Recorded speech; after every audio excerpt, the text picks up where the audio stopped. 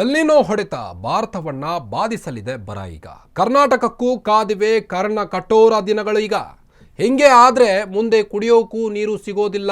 ಕರ್ನಾಟಕದಲ್ಲಿ ಅದೆಷ್ಟೋ ಮಳೆ ಕೊರತೆ ಉಂಟಾಗಿದೆ. ಬರೋಬ್ಬರಿ 158 ತಾಲೂಕುಗಳಲ್ಲಿ ಈಗಾಗಲೇ ಮಳೆ ಕಾಡ್ತಾ ಇದೆ.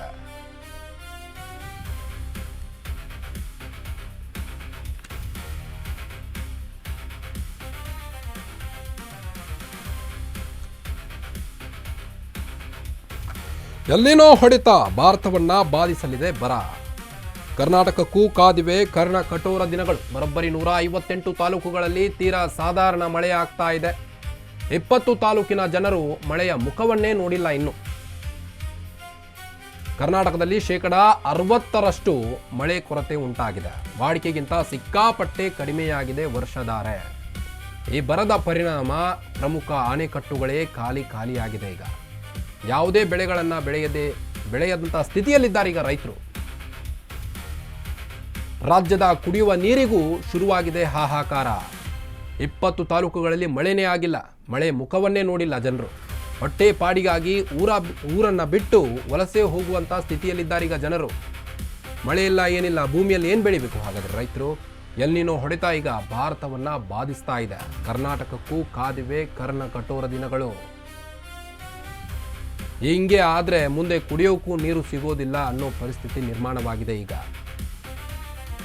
ಬರೋಬ್ಬರಿ 158 ತಾಲೂಕುಗಳಲ್ಲಿ ತೀರಾ ಸಾಧಾರಣ ಮಳೆ ಇದೆ. ಕರ್ನಾಟಕದಲ್ಲಿ 60% ಮಳೆ ಕೊರತೆ ಉಂಟಾಗಿದೆ.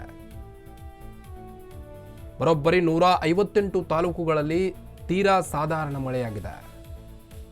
ಅಟ್ಲೀಸ್ಟ್ ಹಿಂಗಾರು ಮಳೆ ಆದರೂ ಆಗುತ್ತಾ ಅನ್ನೋದನ್ನ ರೈತರು ಕಾಯ್ತಾ ಇದ್ದಾರೆ. ಕರ್ನಾಟಕದಲ್ಲಿ 60% ಮಳೆ ಕೊರತೆ ಉಂಟಾಗಿರುವಂಥದ್ದು. ವಾಡಿಕೆಗಿಂತ ಸಿಕ್ಕಾಪಟ್ಟೆ ಕಡಿಮೆಯಾಗಿದೆ ಈ ಬಾರಿ ಮಳೆ.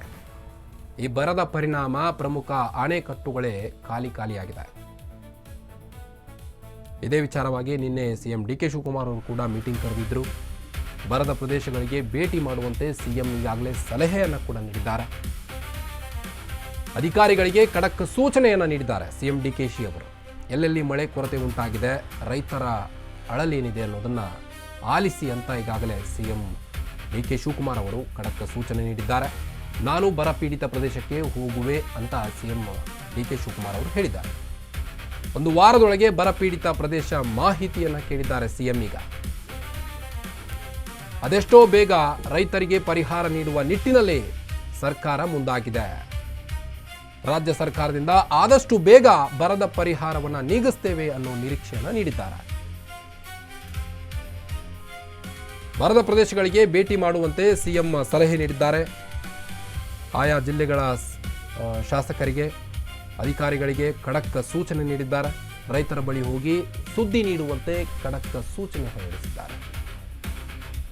ನಾನು ಬರ ಪೀಡಿತ ಪ್ರದೇಶಕ್ಕೆ ಹೋಗಿ ಅಲ್ಲಿರುವಂಥ ರೈತರ ನೋವನ್ನು, ಅಳಲನ್ನು ಕೇಳಲಿಕ್ಕೆ ಸಜ್ಜಾಗಿದ್ದೇನೆ.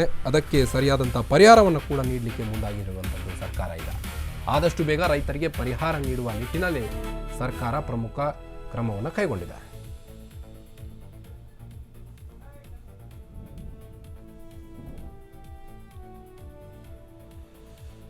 ಬರೋಬ್ಬರಿ 158 ತಾಲೂಕುಗಳಲ್ಲಿ ತೀರಾ ಸಾಧಾರಣ ಮಳೆಯಾಗಿದೆ. ರೈತರ ಬಳಿ ಹೋಗಿ ಸುದ್ದಿ ನೀಡುವಂತೆ ಈಗಾಗಲೇ ಸಿಎಂ ಖಡಕ್ ಸೂಚನೆ ಹೊರಡಿಸಿದ್ದಾರೆ. 20 ತಾಲೂಕಿನ ಜನರು ಮಳೆಯ ಮುಖವನ್ನೇ ನೋಡಿಲ್ಲ ಇನ್ನು. ಹೀಗಾಗಿ ವಾಡಿಕೆಗಿಂತ ಸಿಕ್ಕಾಪಟ್ಟೆ ಮಳೆಯಾದ ಪರಿಣಾಮ ಡಿ ಕೆ ಶಿವಕುಮಾರ್ ಅವರು ರೈತರ ಬಳಿ ಹೋಗಿ ಅವರಿಗೆ ಒಂದು ಸರಿಯಾದಂಥ ಪರಿಹಾರವನ್ನು ನೀಡುವಂಥ ನಿಟ್ಟಿನಲ್ಲಿ ಈಗಾಗಲೇ ಮುಂದಾಗಿದ್ದಾರೆ ಸಿಎಂ ಡಿ ಕೆ ಶಿವಕುಮಾರ್ ಅವರು.